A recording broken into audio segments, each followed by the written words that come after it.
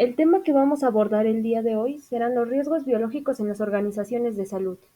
El propósito de esta videocápsula es analizar los riesgos biológicos que pueden presentarse en las unidades hospitalarias. En las organizaciones de salud, el riesgo biológico toma mayor relevancia, ya que en ellas se implica el riesgo para el personal, estudiantes, personal administrativo, limpieza, seguridad, pacientes, acompañantes y muchos otros más. Los temas relacionados con la bioseguridad deben integrarse en los programas de operación de cada una de las áreas, con enfoque preventivo ante todo, tomando en consideración el ambiente de trabajo, la participación de los involucrados y con el compromiso de la dirección. En las instituciones de salud, la bioseguridad debe ser una doctrina que regule el comportamiento dirigido a lograr conductas y actitudes que permitan disminuir el riesgo de adquirir infecciones en el trabajo, cumpliendo ante todo los principios y elementos básicos de bioseguridad, para garantizar la contención de los agentes biológicos.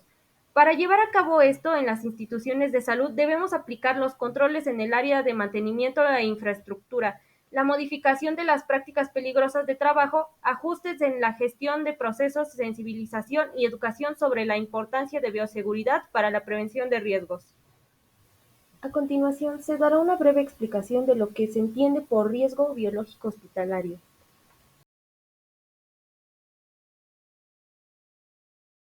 El riesgo biológico es aquel riesgo derivado de la manipulación o exposición a agentes patógenos, que existe en todos los ambientes, pero es mayor a nivel de hospitales y centros de investigación biomédica. En algunas ocasiones, la infección se transmite directa o indirectamente de un paciente a otro. Además, los trabajadores sanitarios están en riesgo de adquirir infecciones a partir de los pacientes y a su vez contagiarlos a ellos, de forma que pueden actuar como fuentes, vectores o hospederos.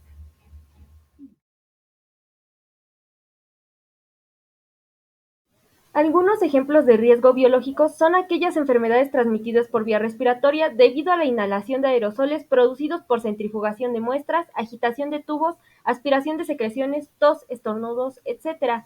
También hay enfermedades que se transmiten por vía digestiva, fecal-oral, por ingestión accidental, al pipetear con la boca, al comer o fumar en el lugar de trabajo. Y al final están las enfermedades transmitidas por vía sanguínea, por piel o mucosas, como consecuencia de pinchazos, mordeduras, cortes, erosiones, salpicaduras, etc. Entre los microorganismos patógenos del aire interior se encuentran las bacterias, virus y hongos, sin olvidar a los ácaros del polvo, susceptibles todos ellos en generar infecciones en el ser humano. Estos agentes también pueden estar dentro de humidificadoras, sistemas de agua y torres de refrigeración.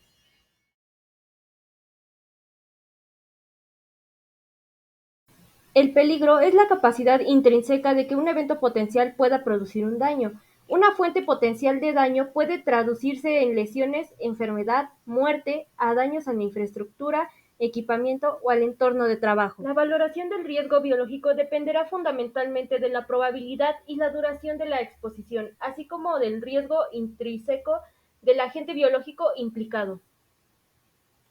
Aquí podemos ver un conjunto de elementos que pueden generar riesgo, una fuente o herramienta que pueda generar un accidente, una situación o circunstancia en la que acontece la acción, o una acción insegura de los trabajadores que pueda generar un accidente. Todos estos elementos pueden generar un peligro biológico hospitalario.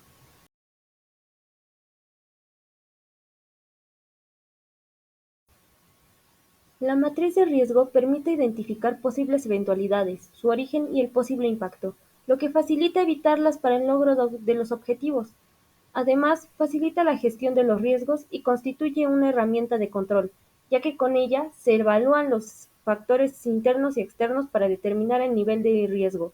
La matriz de riesgos debe ser una herramienta flexible, en la cual se documenten los procesos y se genere un diagnóstico cuantitativo del riesgo al evaluar las situaciones con potencial de daño ambiente, el área laboral, al personal y el riesgo existente.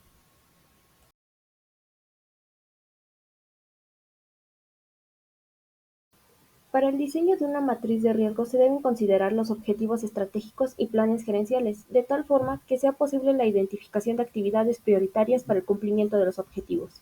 La información en la cédula única de evaluación y determinación de riesgos debe ser analizada en conjunto entre el grupo de control, el grupo auditor, responsables de bloques, sistemas apartados, estándares, titulares de área y coordinadores de comités y subcomités.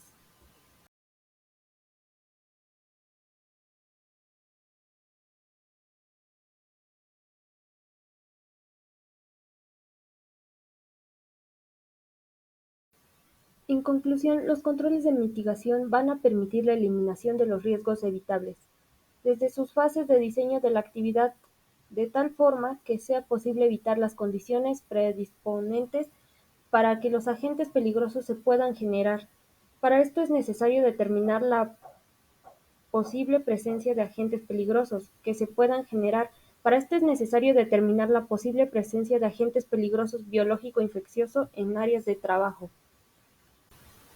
La importancia de aplicar controles de mitigación es: 1. Verificar si se manipula un agente peligroso infeccioso como parte de las actividades necesarias para el cumplimiento de los objetivos del proceso. 2. Determinar si no es parte del proceso habitual, pero hay posibilidad de entrar en contacto con agentes peligrosos biológico-infecciosos, como es el caso de atención de pacientes. 3.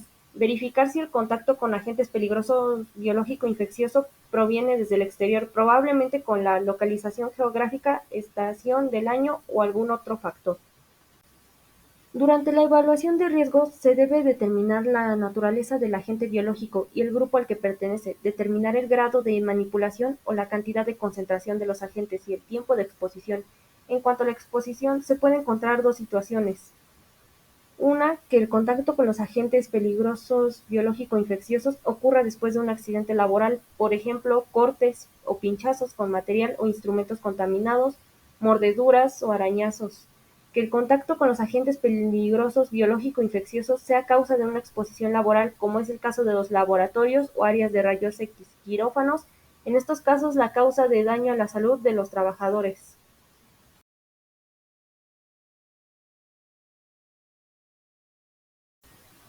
Les agradecemos mucho su atención.